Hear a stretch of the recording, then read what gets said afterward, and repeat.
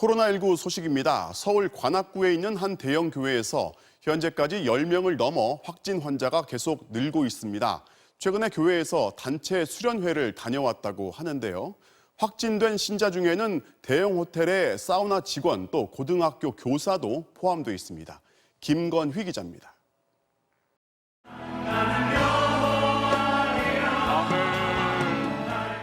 지난 일요일 서울 관악구의 왕성교회.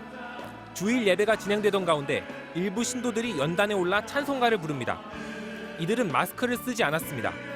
이 교회 성가대로 활동하는 31살 여성은 지난 18일 성가대 연습을 했고 19일과 20일에는 대부도로 수련회를 다녀온 뒤 21일 예배에 참석했습니다.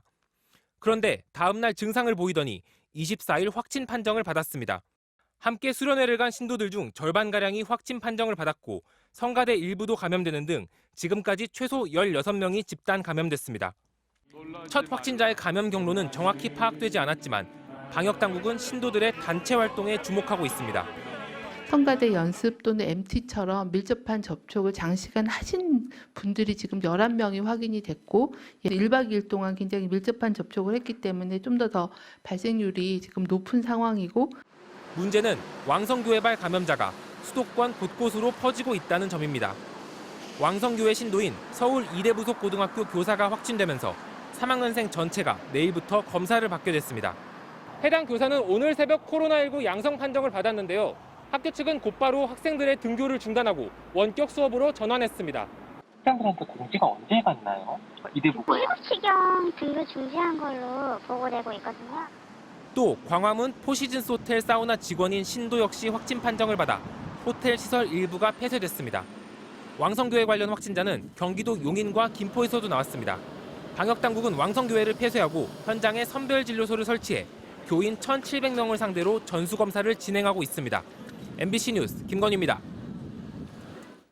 차량으로 뿌리고 줄지어서 뿌리고 우리 눈에 익숙한 방역 현장이죠. 그런데 방역 당국이 이런 방식에 제동을 걸었습니다.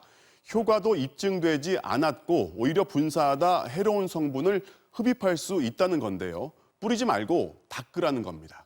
김윤미 기자입니다. 대대적인 방역 현장에 어김없이 등장하는 건 뿌리는 소독제입니다. 빠르고 간편한 데다 방역 효과가 마치 눈에 보이는 듯 하기 때문입니다. 심지어 드론으로 공중에서 뿌리기도 합니다. 하지만 바이러스를 죽이는 차염소산 나트륨 등 살생 물질의 소독제가 사람 몸이라고 해를 안 끼칠 리 없습니다. 피부에 닿거나 코나 입으로 들어가면 피해를 입을 수 있습니다. 도로나 길가 등 공기 중의 소독제를 살포하는 것은 소독의 효과가 입증되어 있지 않았고 또 건강 문제나 환경 문제를 유발할 수 있습니다. 실내 방역도 마찬가지. 생명력이 끈질긴 바이러스는 통상 천이나 나무 표면에선 하루, 유리에선 이틀, 플라스틱 위에선 나흘까지도 버팁니다.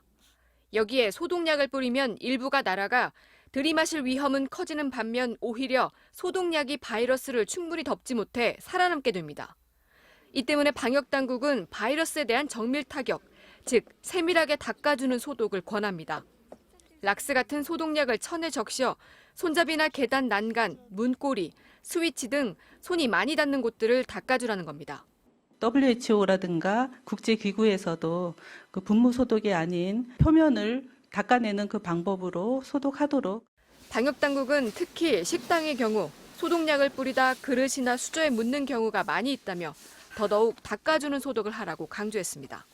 소독한 곳은 꼭 창문을 열고 환기해 소독약에 대한 인체 노출을 최소화하는 것도 잊지 말아야 합니다. MBC 뉴스 김유입니다. 100명이 넘는 집단 식중독 환자가 발생한 경기 안산의 유치원에서 이른바 햄버거병 증상을 보이고 있는 아이들이 15명으로 늘었습니다. 학부모들은 유치원이 늑장 대응을 했다면서 분통을 터뜨렸고 한 시민단체는 유치원을 고발했습니다. 먼저 신수아 기자가 취재했습니다. 이 유치원에서 처음으로 원생 중 한 명이 식중독 의심 증상을 보인 건 금요일이었던 지난 12일. 주말을 거쳐 15일까지 41명의 아이들이 설사나 복통 같은 식중독 의심 증상을 보였습니다. 전체 원생 180여 명 중 20%가 넘는 아이들이 집단으로 탈이 난 겁니다. 유치원은 그런데 지난 16일 밤이 돼서야 장염 증상이 있는 어린이들이 있다는 공지 문자를 보냈습니다. 부모들은 증상이 있는 아이들이 있어 학부모들이 유치원에 문의와 연락을 했는데도 유치원 측이 늑장 대응을 해 사태를 키웠다고 지적했습니다. 주말에 또 증상이 있어서 월요일에 전화를 하고 장염 있는 아이가 있냐고 물었더니 월요일 오전에 없다고 했대요. 화요일에도 또 전화를 한 번 더 했는데 그때도 또 없다고 했다는 거예요. 보건당국은 유치원 측으로부터 16일에 신고를 받은 뒤 현장 조사를 벌여 20일이 되어서야 해당 유치원을 폐쇄했습니다. 결국 첫 의심 환자가 나온 지 무려 8일이 지나서야 유치원이 공식 폐쇄된 겁니다. 이 유치원을 폐쇄시키기 위해서 긴급 식중독 신속 검사를 했고 그 결과가 나오자마자 이 폐쇄를 하려면 근거가 있어야 되잖아요. 현재 장염의 합병증인 이른바 햄버거병 증상을 보이는 아이들은 15명으로 어제보다 1명 더 늘었습니다. 4명은 중증이어서 계속 신장 투석 치료를 받고 있습니다. 보건당국은 아직 감염원을 찾지 못하고 있습니다. 보건당국 같은 경우에도 지금 햄버거병이 결국에는 문제가 되는 거잖아요. 어떻게 보면. 근데 그 부분에 대해서 무시하고서 그냥 장염에 대해서만 조사하고서 그냥 넘어갔다는 것도 좀 의아했고 좀. 6월 10일부터 15일까지 유치원이 제공한 음식 중 보존이 된 21개를 수거해 검사했지만 식중독균은 나오지 않았습니다. 당국은 현재 식자재 공급업체가 보관 중인 돼지고기와 치즈 같은 34건의 식재료를 수거해 검사하고 있습니다. 시민단체에 정치하는 엄마들은 오늘 해당 유치원을 식품위생법 위반 혐의 등으로 검찰에 고발했습니다. MBC 뉴스 신수아입니다. 자, 그런데 문제의 유치원, 수억 원의 돈을 부정 사용하다가 2년 전 감사에서 적발된 적이 있었습니다. 학부모들은 비리 전력이 있는 유치원이 급식을 제대로 했겠냐면서 철저한 진상조사와 처벌을 요구했습니다. 이어서 이덕영 기자입니다. 2년 전 경기도교육청의 감사 보고서입니다. 햄버거병이 집단 발병한 안산의 해당 유치원은 12개 항목을 위반했습니다.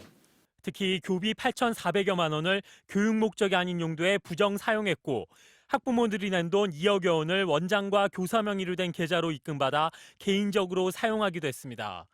원장은 당시 정직 3개월의 처분을 받았지만 여전히 자리를 유지하고 있습니다.